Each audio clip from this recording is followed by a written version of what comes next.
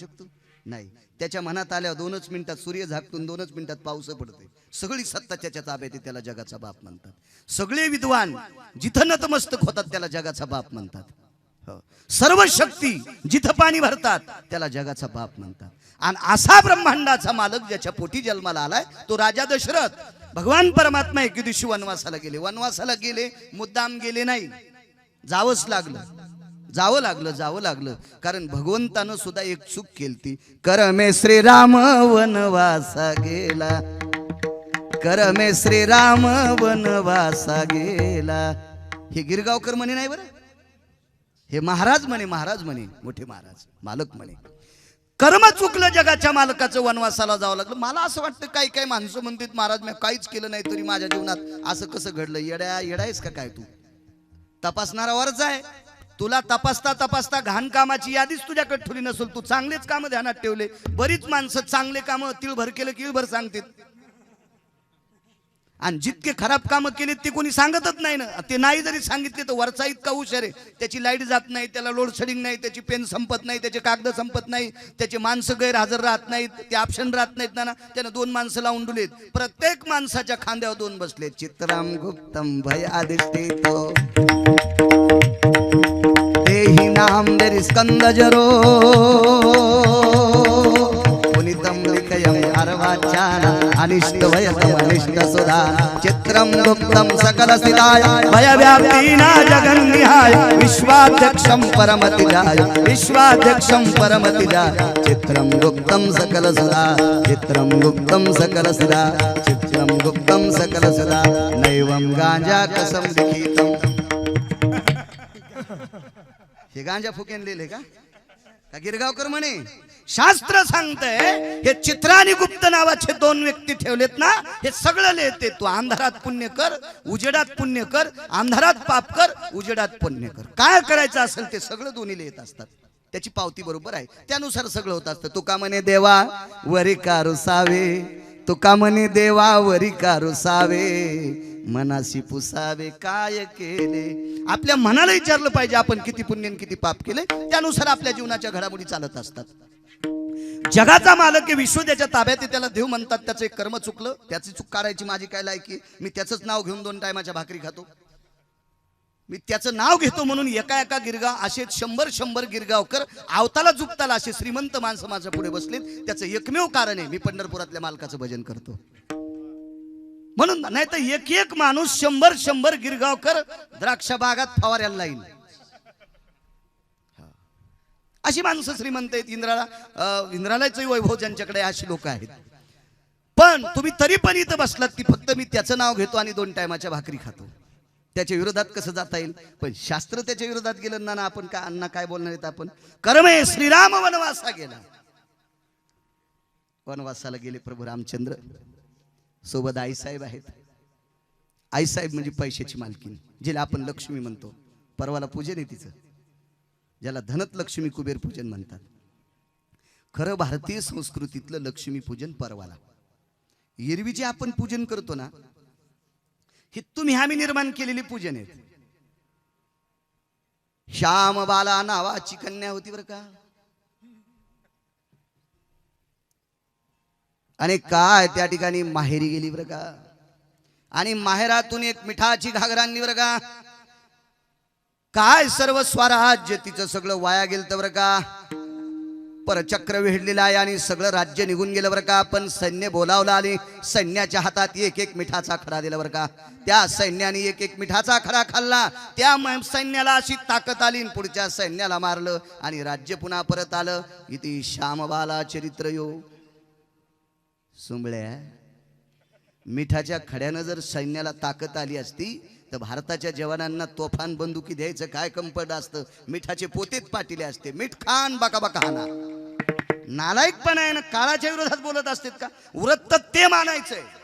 मी वृत्त मानू नका असं कधीच म्हणणार नाही, पण वृत्त ते मानायचे की ज्या वृत्ताला साक्ष पुरावा मोहर ज्ञानोबराय, तुकोबराय, नामदेवराय, चोखोबराय, नाथबाबा, सावता महाराज, सेना महाराज, कबीरदास महाराज, रविदास महाराज, मीराबाई, जनाबाई, मुक्ताबाई, सखुबाई या लोकांनी ज्या व्रताला पुरावा दिला तेच वृत्त आपण मानायचं.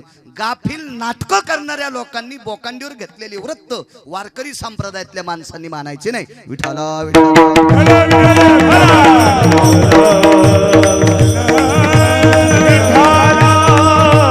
उद्याचं जे लक्ष्मीपूजन आहे ते शास्त्र शुद्ध, जो शास्त्रात ज्याला आधार आलाय ते लक्ष्मीपूजन.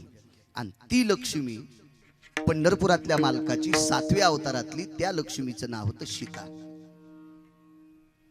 सीताई साहेबाचं सुद्धा जगताप काका एक चुकलं होतं. योग घडला सीता देवी, योग घडला सीता देवी. 6 महिने 27 दिवस पंढरपुरातल्या मालकाला सोडून अशोक वाटिकेत बसावं लागलं, मालक सोडून. तिचंही चुकलं होतं.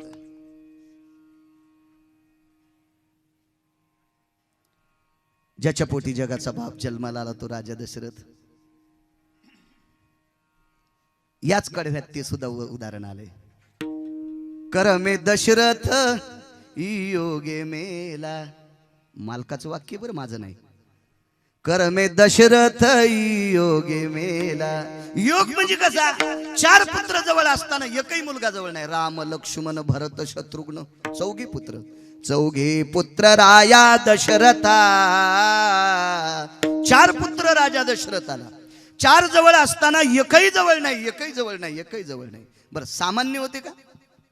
राजकारणातली धुरा सांभाळत असताना प्रभू रामचंद्र डोक्याच्या केसा इतकं सुद्धा खोटं बोलले नाही. खरं तर राजकारणात 13% पाप जमते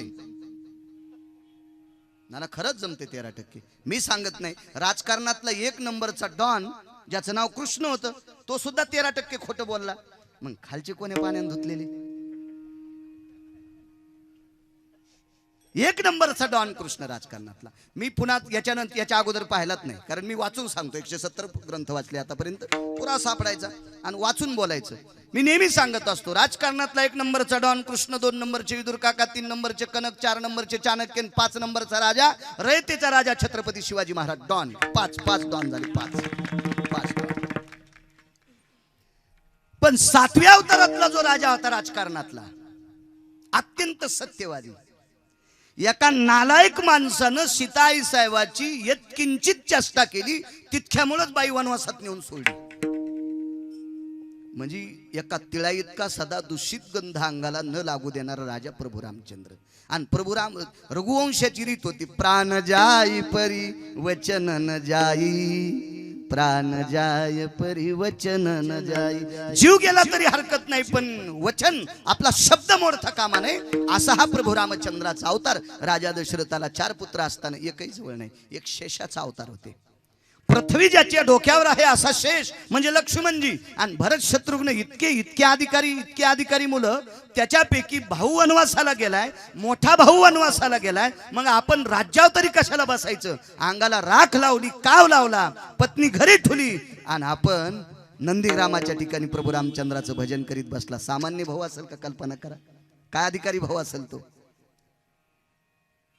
लक्ष्मण नावाचे बंधू. खरं तर वनवास रामाला होता, सीतेला पण नव्हता. पण सीताई साहेबांनी विचार केला, मालकासोबतच सगळ्या गोष्टी गोड असतात, आपण घरी राहून लाडू खाणं चुकीच्या गोष्टी येतात. थांबली. लक्ष्मण सोबत गेले. 14 वर्षे 22 दिवस. अन्न नाही, पाणी नाही, काय नाही, झोप नाही, काहीच नाही. या लक्ष्मणाच्या पत्नीने विचार केला, आपले मालक मोठ्या भावाच्या सेवेकरता गेलेत, आपणही तोपर्यंत घरी लाडू खायचे नाही. नुसती भिंतीला हात देऊन 14 वर्ष 27 दिवस उभी राहिली. पुढे येण्यासाठी 1-2 दिवस लागलेले. 14 वर्ष 27 दिवस खांबाला हात टेकून देऊन राहिली. काय अधिकारी असेल कल्पना करा. आणि असे पुत्र असताना राजा दशरथ जात असताना एकने राजा दशरथ जात राहिले. त्यांचा अंत्यविधी झाला. अंत्यविधी झाल्याच्या नंतर अस्थि संचयाचा कार्यक्रम असतो. आपण ज्याला राख सावडणं म्हणतात, राख भरणं म्हणतो, राखेचा कार्यक्रम म्हणतो. त्या राखेचा कार्यक्रम झाला. जिकडे तिकडे ज्या गंगेमध्ये शरयूचं नावाचं गंगा होती, तीर होतं, त्या तिरेवर त्या राखेचा कार्यक्रम आटपला. पण कौशल्य आईसाहेब विद्वान होत्या, चतुर होत्या. राजा दशरथाला 703 पत्न्या. पूर्वीच्या काळात ठराविक लोकांना बायका भरपूर होत्या. हो. 12 शते गोपीचंदा, 18 शते गोपीचंदा, 12 शते जनका, 703 दशरथा 80 सहस्र लंकेशा. 2-2 3-3 करणाऱ्यांची काय सांगायची कथा. 80,000 रावणाला, 703 दशरथ राजाला, 1800 बायका गोपीचंदाला, 1200 बायका जनकाला, आणि सगळ्यात मोठा एक आकडा होता भागवतात वर्णन आलं, कोटी भार्या. हो, 1 कोटी बायका होत्या एक जणाला, चित्रकेतूला. चित्रकेतू कोटी भार्या, 1 कोटी बायका चित्रकेतूला. 703 पत्न्यापैकी एक 7वी सद्विद्या आणि अविद्या. 700 बायका बाजूला सोडा, कारण सगळ्यांचं सांगणं शक्य नाही. 2 तासात किती गाव थानायचं? तिघींचं ऐका. तुम्ही म्हणता तुला मागच्या 700चे बाई येतच नसेल असं समजा. पान बोलून महिना सांगतो का नाही तर पुन्हा पुस्तक हातात घेऊ देऊ नका. आणि नाही सांगता आले तर तुमचे बाग मरेपर्यंत खुरपीन. पण तिघींचं ऐका. सगळ्याचं ऐकल्यावर रिॲक्शन येत असते. कारण किती जरी शहाणा डॉक्टर असेल तर एखाद्या गोळ्या खा म्हणतच नाही. एक सकाळी खा, एक दुपारी खा, एक संध्याकाळी खा. नाना असो, एखाद्या खाल्ल्यावर रिॲक्शन येईन ना, आणि सगळ्या ऐकल्यावर तुमच्या वरून जाईन ना. विठाला विठाला.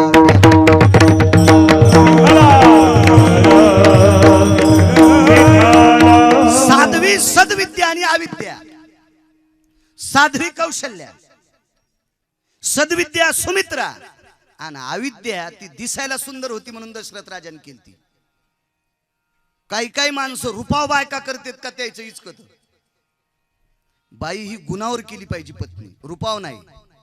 पत्नी ही गुणावर केली पाहिजे, गुणावर, रुपाव नाही. आपल्या देशामध्ये देखाव्याला आणि रूपाला किंमतच नाही, गुणाला किंमत आहे. हे मंडप दिसायला खास आहेत, पण ऊन कसं टाकतात खाली, गाळून गाळून टाकतात. पहिले मंडप ते शामियानी होते ना, ते बिलकुल बिलकुल ऊन टाकतात. आता कालाय तसमे ना, हे दिसायला इतकं गोड आहे, पण दुपारी 1 वाजता चैत्राच्या महिन्यात याच्या खाली बसा, उन्हात बसलेलं परवड इतकं घाम काढते आतून, सगळे भोकाड मोकळे करते अंगाचे सगळे.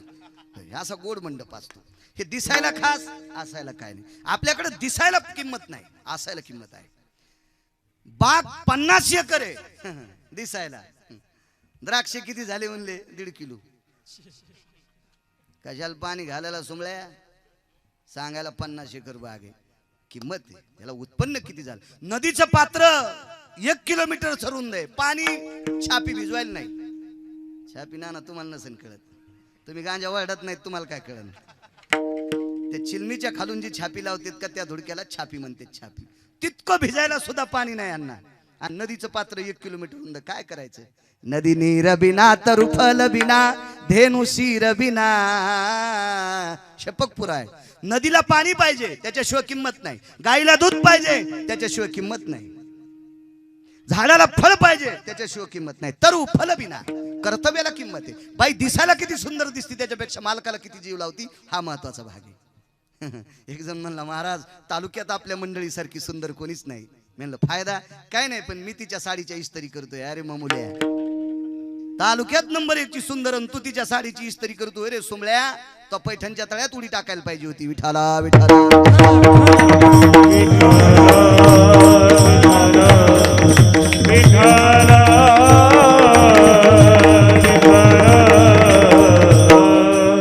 अविद्या ही काही काही.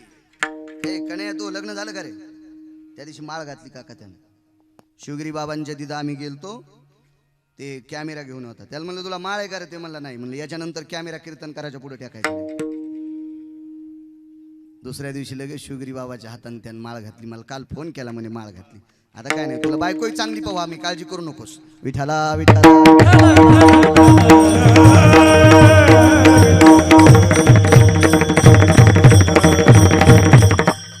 वैराग्य संपन्न महात्म्याच्या हातान माळ घातलीस पुन्हा. ज्या महात्म्याला प्राप्त झाणारा पैसा समाजाच्या सेवेकरता वापरणारा महात्मा सद्गुरू शिवगिरी बाबा. छान छान. लग्नाला गेले राजा दशरथ एक जणाच्या, आणि त्या लग्नात गेल्यावर एक नवरीच्या संग ज्या पोरी फिरतात त्याला तुमच्याकडे काय म्हणतात? कलवऱ्या. ती करोली नाना सुंदर दिसली, आणि दशरथ राजानं तिच्या वडिलाला मागणी घातली, ही मला पत्नी असा. तिच्या बापाला वाटलं वा वा अयोध्येचा राजा आपल्या जावाई व्हायला देऊन टाकली. खरं तर दशरथ राजानं तिच्यासोबत लग्न करायला नव्हतं पाहिजे, कारण कैकई इतक्या नालायक बाईच्या पोटी जन्माला आलती की तिच्यासारखी नालायक जगातही बाई नव्हती. विठाला विठाला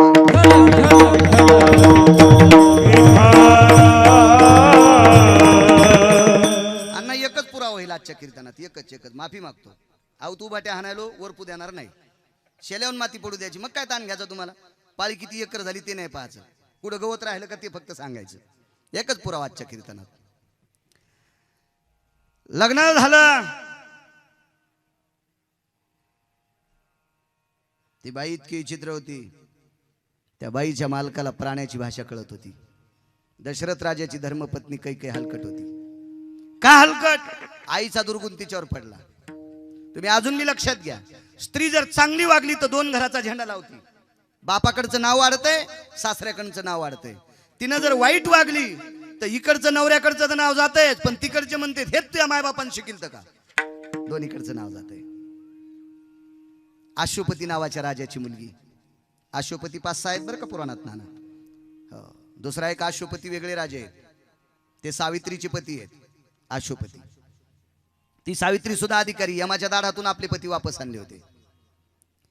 या अश्वपती राजाला प्राण्याची भाषा कळायची. एके दिवशी अश्वपती राजा जेवायला बसला, जेवत असताना त्याच्या ताटात एक मुंगी आली. त्या मुंगीने भाताचा कण घेतला, मुंगी निघून गेली. मुंगीच्या तोंडात कण किती मोठा असेल भाताचा. समोरून तिला एक मुंगी भेटली. कुठून आली म्हणे? काय नाही, काही अंतरावर अश्वपती राजा जेवत आहेत, त्यांच्या ताटातला भाताचा कण आणला. समोरून येणारी मुंगी म्हणली, पांचेटीस तुला लाज वाटते का ग? एवढा मोठा राजा जेवतो, राजा जेवता जेवता त्याच्या ताटात घुसलीस, तुला काय अक्कल आहे का नाही? राजाचं जेवण झाल्याच्या नंतर पात्रातला घास कण घ्यायचा असतात, तू काय येडेपणा केलास? एक मुंगी आपल्यावर किती प्रेम करते याच्याकरता राजा हसला. पण वाढायला बायको होती. ती म्हणली तुम्ही कस काय हसलात? म्हणे उगच हसलो. उगत म्हणजे कस काय हसलात? ते म्हणला सहजच हसलो. सहज म्हणजे कस काय हसलात? याचा सिद्धांत वेगळा आहे ना. याला प्राण्याची भाषा कळत होती, पण प्राण्याची भाषा जर दुसऱ्याला सांगितली की तो मरत होता. बायको म्हणली तुम्ही कशा करता हसलात सांगा, नाही तुम्ही जीवत देते. याला वाटलं हिनं जीव द्यायला आपल्याला एरोड्याला जावं लागेल. मग ते म्हणला एक लक्षात घे, मी कशा करता हसलो हे सांगतो, पण याचा परिणाम तुला काय माहिती आहे? काय परिणाम आहे? मी कशा करता हसलो हे तुला सांगितलं की मी मरणार. ती म्हणली 50 बाऱ्या मारा पण सांगा. किती हुशार बायको असेल कल्पना करा. मी हलकट म्हणलो ते खोटं होतं माझं? अश्वपती राजा नाव होतं त्याचं, अश्वपती. आणि मुंग्याची वाणी सांगितल्याबरोबर राजाने मान खाली टाकून दिली. आणि तशा मालकाचा जीव घेणारी बाई आणि तिच्या पोटी जन्माला आली कैकेयी. म्हणून तर 14 वर्ष 22 दिवस प्रभू रामचंद्राला बिना चपलाचं फिरिलो. इतकी नालायक कैकेयी होती. विठाला विठाला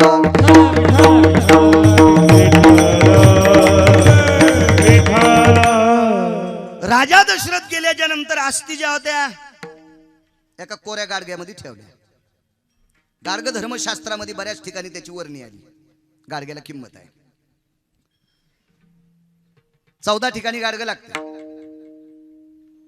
याच्यातला कोणी नाही म्हणला तरी लागतं, मान्यच करावं लागतं. 14 ठिकाणी गाडग लागते. मंदिराला जर कळस बसवायचा असेल, आता कुठं कुठं मिळत नसेल किंवा तितकं तोंड पुरत नसेल किंवा तितकी विद्वत्ता नसेल, हा भाग सोडून द्या. पण कळसाच्या पूजेला 81 बोळके लागत असतात मातीचे. त्याच्यामध्ये पाणी आणावं लागते. आपल्या परिसरातल्या जेवढ्या पवित्र गंगा आहेत किंवा सापडतं समुद्राचं सुद्धा पाणी लागतंय. हत्तीच्या पायाखालची माती सुद्धा लागते. कलशास्तितो जय जलनानाम येतो कलश भवस्थितम तेजोकारायाम. नाही आता हे माग म्हणत होतो, आता काय करायचं कीर्तनात? 2-4 वर्ष हेच काम केलं मी, आता करीत नाही ते. त्याच्यासाठी सुद्धा कलश लागते. दुसरी गोष्ट, आपल्या संस्कृतीमध्ये लग्न होत असताना त्या एका गाडग्यामध्ये एक हळकून टाकीत असते, एक सुपारी टाकीत असते, त्याच्यावरून कपडा बांधित असते आणि मग कानात असं वाजित येत. गोत्रस्य मिलनो गोत्रे भवा द्वंद्वाम गोत्रे शुभयनाम गोत्र विभूषितांस्तता सभिन्न भिन्न कुलानाम कुलमस्तिक्षति जायते नैवम गांजा कसम लिखितम. म्हणून ते गाडग कानात वाज 2दा. बाकीच्या 14 पैकी 2दा सांगितलं. आता एकदाच सांगतो. जगातला किती जरी श्रीमंत मेला तर सोन्याच्या गुंडीत इस्तू नाही, चांदीच्या गुंडीत इस्तू नाही, रुपयाच्या गुंडीत इस्तू नाही, तांब्याच्या गुंडीत इस्तू नाही, जर्मलच्या गुंडीत नाही, पितळाच्या नाही, स्टीलच्या नाही, कोण्यात नाही, फक्त गाडग्यातच. गाडग तिथे लागतेच. फिरविला घट फोडीला चरणी महावाक्य ध्वनी बोंब झाली. तुकोबारायांचं वाक्य, तो घट फिरवत लागते. ते गाडगं त्याच्यासाठी विसतो. अशा एका गाडग्यामध्ये अस्थी ठेवल्या, त्याला लाल कपड्याने बांधलं आणि ते गाडगं घरामध्ये, देवघरामध्ये एक हलकडी होती अशी कडी, त्या कडीला ते मडकं अडकवलं. भगवान प्रभू रामचंद्र राजा रावणाला मारलं आणि परत आले. शरीराची वय माती सांगतो अण्णा. घरी परत आल्याच्या नंतर आईचं दर्शन घेतलं. धर्मसिद्धांत असा सांगतो, भगवान प्रभू रामचंद्रांनी पहिलं दर्शन अयोध्येत आल्याच्या नंतर कैकेयीचं घेतलं. खरं तर कैकेयीचा राग यायला पाहिजे होता, पण प्रभू रामचंद्राला मारुतीरायाने विचारलं, भगवान तुम्ही कैकेयी मातेचं दर्शन घेतलं? तर प्रभू रामचंद्राने विचारलं, हनुमंता तुला मळमळ होते का? नाही म्हणजे मला काय मळमळ होत नाही, पण फक्त मी विचारायलो तुम्हाला जन्म दिला त्या आईचं न घेता कैकेयीचं का घेतलं? तर प्रभू रामचंद्रानं सांगितलं, कैकेयीनं वनवासाला पाठिलं म्हणून साधू लोकांचं दर्शन झालं. लक्षावधी साधू लोकांचं दर्शन कैकेयीच्या उपकाराकरता झालंय, म्हणून तिच्या उपकारातून उत्तीर्ण होऊ शकत नाही, म्हणून मी कैकेयीचं दर्शन घेतोय. सुमित्रा मातेचं घेतलं, मग कौशल्य मातेचं दर्शन घेतलं. दिनचर्या रोजची राज्याची चालू झाली. एके दिवशी भगवान परमात्मा कुठेतरी बाहेर गावी जायचे होते. तेवढ्या तात्काळ उठले, सगळं आटपलं आणि सीतेला विचारलं, सीते जी आईसाहेब कुठे आहेत? आई म्हणायची प्रभू रामचंद्र. कल्पना करा, विश्व ज्याच्या ताब्यात आहे त्याला जगाचा बाप म्हणतात, तरीच पण तो आईला आई म्हणत होता. मला असं वाटतंय, ज्या माऊलीने आपल्याला जन्म घातलाय तिला आई म्हणलं पाहिजे. काही काही माणसं महाराजाच्या पाया पडतील पण मायबापाच्या पडत नाही. नंबर 1 चालकट. जो आई वडिलाच्या पाया पडतो, जो मायबापाला मानतो का, त्याला पंढरपुरातल्या मालकाच्या सुद्धा पाया पडायची गरज नाही. अण्णा खोटं बोलले हे तर जगात पोहोचायले ना, युट्यूब जगात टाकायला लागले. लोक हनतेन बाळू महाराजाला म्हणते, नालायक झालास का काय तू? माय बापे केवळ काशी, तेने न जावे तीर्थाशी, सकल तीर्थाची अधुरे, जे का जाण माता पितरी. सर्वात मोठं दैवत आपले आई वडील, त्याच्यापेक्षा जगात दैवतच नाही कुठलं. पण आई वडिलाला मानल्याच्या नंतर पंढरपुरातला मालक इतका प्रसन्न होतो, त्यानं वैकुंठ सोडलं आणि मायबापाला मानणाऱ्याच्या मागे उभं राहून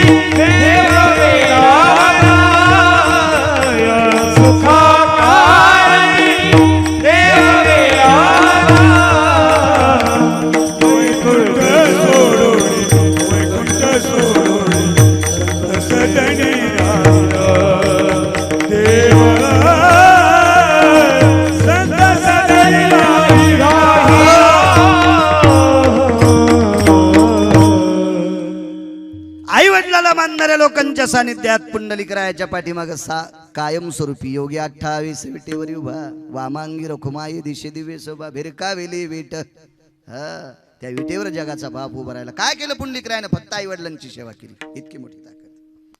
गडबडीत निघायचं, सीतेला विचारलं, सीते आई साहेब कुठे आहेत? सीता आई साहेबांना सांगितलं, माझं आत्ताची स्नान आटपले, देवपूजा आटपली.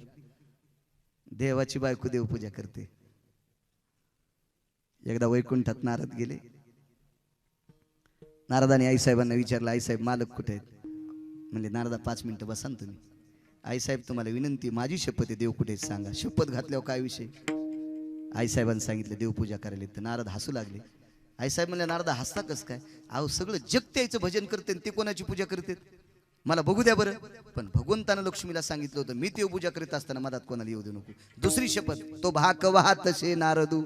भाक म्हणजे शपथ. नारदानं शपथ वाहिली, आईसाहेब तुम्हाला माझी शपथ आहे, मला मध्ये जाऊ द्या. नाईलाज होता, वारकऱ्याचा शब्द टाळता येत नाही. इतकी भजन करण्याची ताकद मोठी आहे. पण चांगलं बरं का, चांगलं. आणि मग आतमध्ये गेले तर नारदाच्या मूर्तीला पाणी घालीत होते प्रभू. नारदाच्या मूर्तीला अभिषेक करीत होते. भजन करणाऱ्याला इतकं प्रेम आहे, इतकं प्रेम पंढरपुरातल्या मालकाकडे. अहोरात्र भजन करणारे नारद, 6व्या क्रमांकाचे संन्यासी भगवान कृष्ण परमात्मा पाणी घालत होते. विष्णू परमात्मा नारदाच्या डोक्यावर पाणी. इतकी मोठी ताकद आहे. आईसाहेबांना सांगितलं, प्रभू माझी पूजा आटपली. सासूबाई कुठे आहेत पत्ता नाही. एका सखीला विचारलं, हे सखे जी आईसाहेब कुठे आहेत? माझघरात आहेत. माझघर सांगता येणार नाही जिनच्या पॅन्टीवाल्याला कशाला माझघर म्हणतात. हे आपल्याला हेच घर माहिती आहेत ना दुसरे, त्याच्यामुळे माझघर, राणीवासा हे काय माहित होणार आहेत? हे जुन्या काळातले शब्द आहेत. आणि झालंय कसं माहितीये का, आपले शब्द फुकून दिले आणि दुसऱ्याची बोकांडीवर घेतले. हे दुःख झालं ना. किती सुंदर शब्द आहेत आपल्याकडे. किती सुंदर किती सुंदर. आता आपल्याला पाकाम निष्पत्ती भयजा येते बहुजीवायाम प्रतिपालेषु यद भोक्तव्याम पाका निष्पत्ती यद जायते क्रिया असं शास्त्र सांगते. घरी किती बी वाजता जरी कोणी आला तरी दुरडीत 2 भाकरी सापडत्यात अशा घराला पाकगृह म्हणतात. घरी आल्याच्या नंतर कोणालाच उपाशी जाऊ देत नाहीत त्याला स्वयंपाकघर म्हणतात. घरी फक्त नवरा बायकोच खातेत त्याला किचन घर म्हणतात. दोघांचीच किचकिच चलते.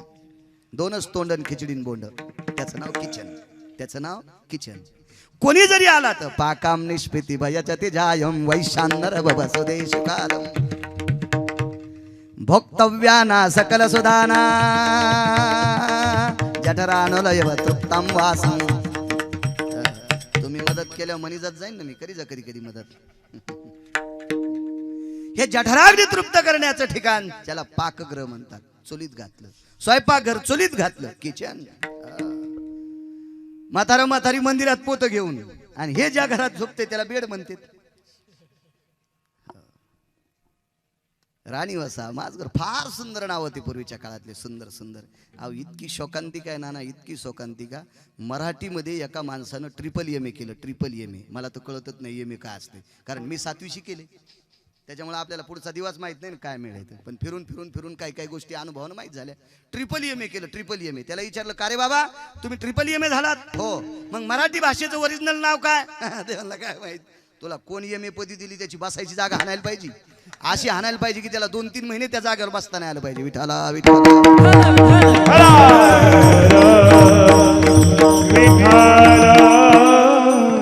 माणसानं निश्चित दुसऱ्याच्या रानात नांगर हाणावा त्याबद्दल दुमत नाही. पण आधी आपलं नांगरावं. मग शेजाऱ्याची तर ट्रॅक्टर पाठवा. आपलं तसंच बंजाड्याला ठेवलं म्हणलं मी तर सकारामता त्याचं नांगरायलो मरतेन तू एकीडे येड्या. आधी घरचं नांगर ना आणि मग तिकडे जाय. तर आपलं परिपूर्ण पाठ असावं आणि मग दुसऱ्याचा अभ्यास करावा. आपलं परिपूर्ण पाठ असावं मग दुसरे बाकीचे धर्म काही वाईट सांगतात असा विषय नाही. पण आधी आपल्या धर्माचं अनुकरण करायचं मग दुसऱ्या धर्मात काय चाललंय ते बघायचं. आपला मेळच नाही गोदड पांघरून झोपला आपल्या टायमाला आणि दुसऱ्याचं शास्त्र घेऊन वाचायला किती मूर्खपणाचं टोक आहे. सखे आई साहेब कुठे आहेत. माझ घरामध्ये भगवान माझ घरात गेले तिथं पाहिलं आई साहेब. आता आई साहेब देवघरात येतात. दुरून भगवान प्रभू रामचंद्रानं आईला पाहिलं. ती आई एका त्या कलशाला नमस्कार करत होती. वरी टांगलेलं मातीचं गाडगं होतं त्याला लाल कपडा बांधलेला होता आणि त्याला त्या गाडग्यामध्ये राजा दशरथाच्या अस्थी होत्या. राखुंड होतं राखुंड शरीराची वय माती. हा भंग आहे आपला. कौशल्या मातेनं नमस्कार केला पण कौशल्या माता नमस्कार करत असताना त्या मडक्याला नमस्कार केला की तिचे डोळे पाण्यानं डबडबायचे. पण पाठीमाग पावलाची चाहूल लागली. आपल्या मागून कोणीतरी येते. तात्काळ पांघरता पदर घेतला आणि डोळे पुसले. मागे पाहिले तर रामचंद्र. राम आलात. जी आई साहेब जी जी जी. आई दर्शन घ्यायचे घ्या. कौशल्या मातेचं दर्शन घेतलं. वेळ फार गडबड होती प्रभू रामचंद्राच्या पाठीमाग वेळ नव्हता. तरी पण तितक्या वेळात प्रभू रामचंद्राने आईला विचारलं आई ग एक विचारू तुला. ते वरी बांधलेल्या त्या गाठोड्यात काय तू त्याचं दर्शन घेतलंस. मी बघत होतो तू 5 मिनिटं त्याला नमस्कार करत होती काय त्याच्यामध्ये. असू दे रामा तुला गडबड आहे माय तू जाय. नाही आई एक सांग ना मला. सांग ना ग आई. आई सांग ना ग काय त्याच्यामध्ये काय.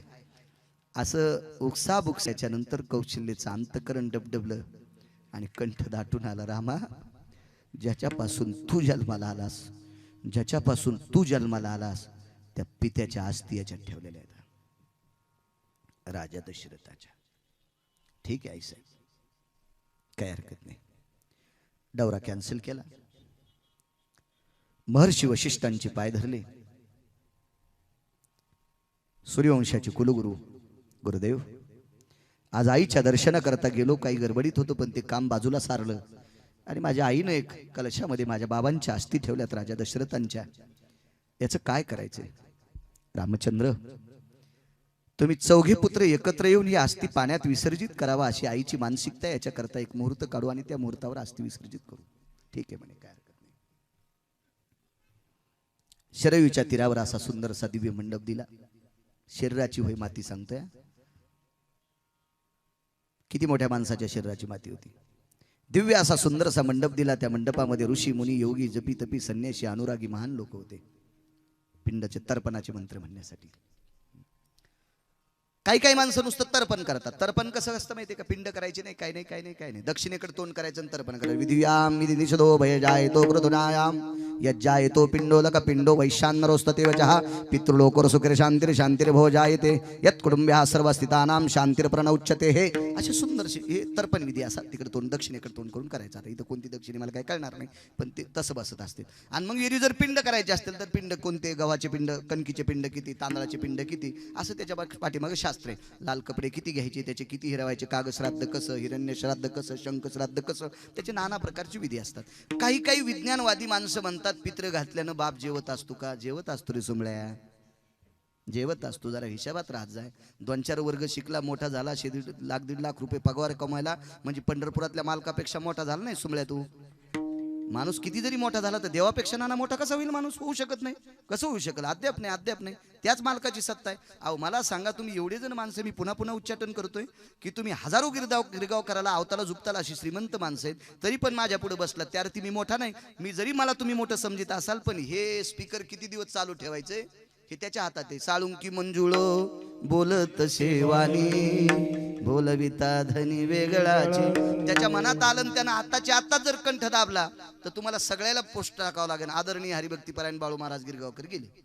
मी येरी म्हणालो कीर्तनापुरतं. आणि जरी गेलं तर टाकावं लागेल का नाही?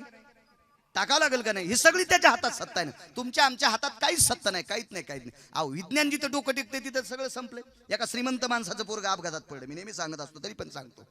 एका श्रीमंत माणसाचा मुलगा अपघातात पडला. त्याला काही मित्रांनी त्याला हॉस्पिटलमध्ये नेलं. पैशावालं होतं, कधी बी पार्ट्या द्यायचं धाब्यावर, त्याच्यामुळे सगळ्याच्या ओळखीचं होतं.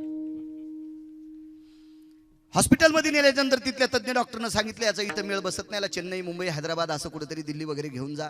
एअर ॲम्ब्युलन्स बोलवली, तिथं नेलं. 25-25 डॉक्टर होते तपासायला. वडील फार श्रीमंत होते, 1283 कोटी रुपयाची प्रॉपर्टी होती. ही सगळी प्रॉपर्टी भरपूर असल्यामुळे मुलगा एकुलता एक होता. किती डॉक्टर आहेत म्हणे? 25 ब्रीफकेस आणल्या आणि 25 ब्रीफकेसमध्ये 2-2 किलो सोनं टाकलं. ऑपरेशन थिएटर मध्ये डॉक्टर जात असताना एक सुटकेस एका डॉक्टरच्या हातात दिली. त्या डॉक्टरला अनावधानानं त्यांच्या लक्षात आलं ऑपरेशन किट याच्यात असेल, म्हणून ते घेऊन गेले. सोनं जर असतं तर त्या मध्ये नेलं नसतं. 24 डॉक्टर मध्ये गेले. सर्वांचा बॉस होता. व्हीलचेअर होते, वयस्कर डॉक्टर होते. 2-4 मागं पुढे डॉक्टर चेअर लोटीत ऑपरेशन थिएटरच्या तोंडाशी आली, दाराशी. तेवढ्या अवकाशात मुलाचे वडील समोर आले आणि ब्रीफकेस डॉक्टरच्या हातात दिली. डॉक्टरनं हात लावायच्या अगोदर विचारलं याच्यात काय? ऑपरेशन किट तर मध्ये असेल, आणि असेल ऑपरेशन किट जगताप काका तर मी घेऊन जातो, पण काय याच्यामध्ये? मुलाच्या डोळ्याचे पाणी, मुलाच्या वडिलाच्या डोळे पाण्यानं डबडबले अण्णा, आणि थरथरून डोळे डबडबले. आणि डॉक्टर साहेबांना सांगितलं, आदरणीय डॉक्टर साहेब, मध्ये जे पेशंट आहे ब्रेनचं ऑपरेशन करण्यासाठी आतमध्ये घेतलंय ओटीमध्ये, ते माझा मुलगा आहे, एकुलता एक मुलगा आहे. आणि या सुटकेसमध्ये 2 किलो सोने, पहिल्या 24 लोकांना 2-2 किलो दिले, आता 2 किलो तुम्हाला आहे. कृपया माझ्या मुलाला वाचवा. डोळे पाण्याने डबडबले होते. डॉक्टर हुशार होता. डॉक्टरनी स्वतःच्या खिशातली नॅपकिन काढली आणि मुलाच्या वडिलाचे डोळे पुसले. दादा मी पांडुरंगाचा भक्त आहे.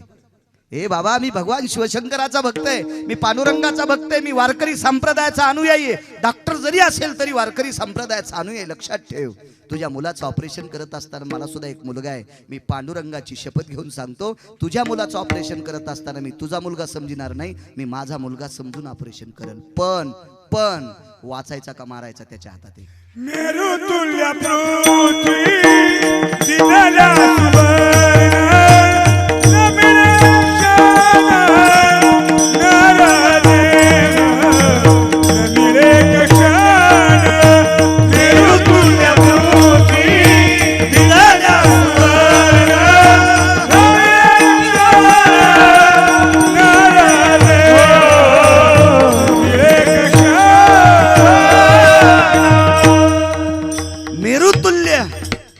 मेरू पर्वता इतकं वजनदार जरी सोनं दिलं तरी हे काही शक्य भेटत नाही.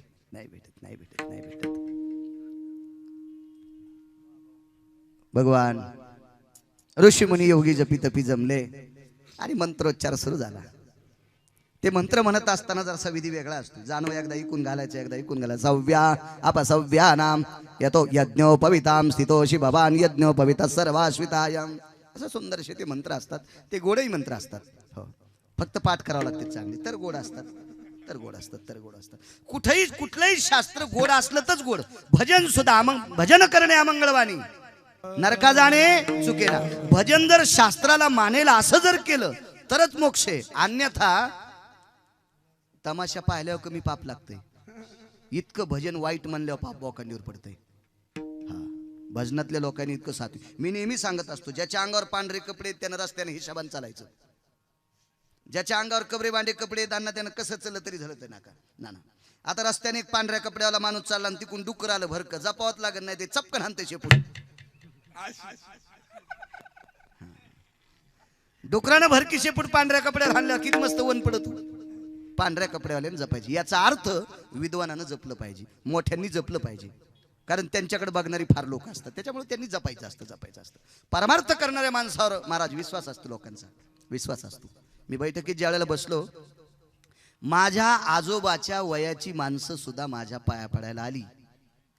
म्हणून गिरगावकर नीट वाग जाय, कोणाच्याही डोळ्यात माती टाकू नकोस. ज्या दिवशी संप्रदायाच्या डोळ्यात माती टाकतील त्या दिवशी तुझ्या तोंडात नरकाची माती पडेल. हा, जपायला पाहिजे. मागच्या लोकांनी फार परमार्थ जपलाय गोड. आपल्याला नाही काही दुसरं करता आलं तर निदान वाईट तरी परमार्थात नसो. विठाला महर्षी वचिष्ठ जाबाली लोमश आदी करून भृशुंडी नाना प्रकारचे ऋषीमुनी होते. लोमश फार अधिकारी महात्मा होते. लोमशांबयो स्थितम लोमशांदिदायां बकदा लभ्येषु उच्चारोस्तगल स्थितां शरयुत्तिराय जायते हे नाम. असे महान अधिकारी लोक होते. काय मंत्रोच्चार. ते मंत्र ऐकत असताना शरयू सुद्धा स्थिर झाली. तसं शांतीब्रह्म एकनाथ महाराज गोदावरीच्या पात्रात संध्या करत असताना गोदावरीचं पाणी थांबायचं. इतकी केशवाय नमः, माधवाय नमः, अच्युताय नमः, संकर्षणाय नमः, मीत विक्रमाय नमः. काय नाथांची वाणी होती. अहो, प्रत्यक्ष गोदावरी थांबायची नाथांसाठी. इतके मंत्रोच्चार गोड होते. अहो, काशीला दिलेली शास्त्री पदवी, काशीत दिलेली आचार्य पदवी, काशीत दिलेली पंडित पदवी ही खरी आहे का खोटी आपल्या पैठणला तपासल्या जायची. इतकं पैठण विद्वान होतं, इतकं विद्वान. या महाराष्ट्राची माती इतकी गोड. तितकं वैभव कुठंच नाही. अहो, मला सांगा, पंढरपुरातला मालक भजन फक्त महाराष्ट्रातच शिल्लक आहे म्हणून तर इथं आला. दुसरीकडे गेला काही अंशात करा, पण इथं मुख्य 28 युग झालं उभा आहे. फक्त इथं भजन चालतंय. स्वर्गात भजन नाही. स्वर्गातल्याला भजन करण्यासाठी इंद्राला पक्वाद वाजण्यासाठी चोख भरायची ती यावं लागलं. सोमवारी एकादशी विमान उतरले पंढरीसी, विमान उतरले पंढरीसी. त्या दिवशी एकादशी सोमवारी होती. त्या दिवशी इंद्र खाली आले, भगवान शिवशंकर आले, नारद तुंबर सांब हे सगळे तिथं भजनासाठी होते. कारण वरी भजन चालत नाही ना. वरी इंद्राच्या दरबारात भजन चालतंय ते वेगळंच भजन. तिथं अप्सरा तिलोत्तमा मेनका रंभा उनवंशी नृत्य करती साच. कामाला वितळणारं भजन, काम बाहेर टाकणारं भजन, कामाला वकायला लावणारं भजन इंद्राच्या सभेत असते. आणि काम जाळून टाकायचं भजन महाराष्ट्रात असते. विठाला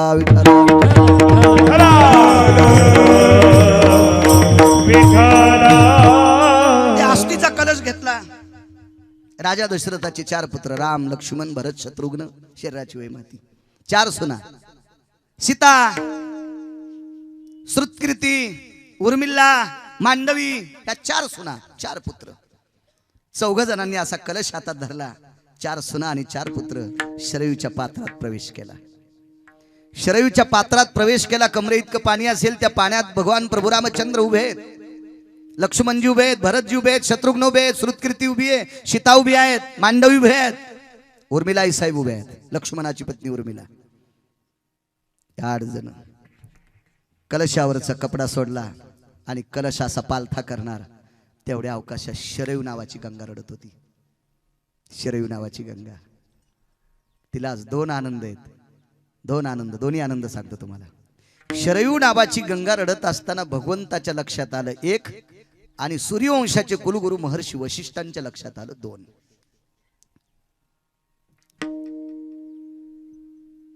महर्षी वशिष्ठांच्या लक्षात आलं भगवान प्रभू रामचंद्राने विचारलं, प्रभो किमं रुदंती.